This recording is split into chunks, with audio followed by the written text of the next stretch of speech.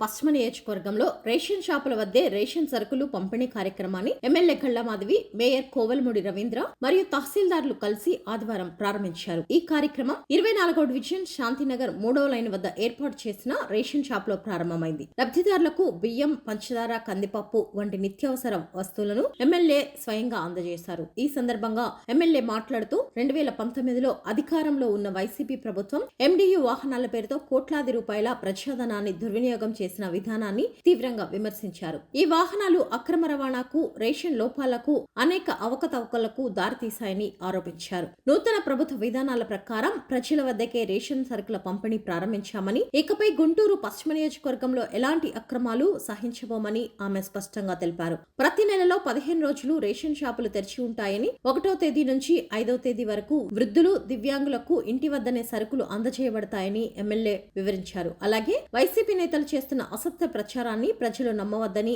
ఆమె విజ్ఞప్తి చేశారు. ఈ కార్యక్రమంలో బీజేపీ జిల్లా అధ్యక్షుడు చెరుకూరి తిరుపతిరావు, మధ్యరాల మాని, కనపర్తి శ్రీనివాసరావు, అడక పద్మావతి, శ్రీరామ్, రాజీవ్ ఆనంద్, తుమ్మల నాగేశ్వరరావు, షాహిద్ బాబు, షేక్ బాబు, బుడే ప్రమీల, కామినేని చంద్ర, కోరంగి శ్రీను, పేరం అనిత తదితరులు పాల్గొన్నారు.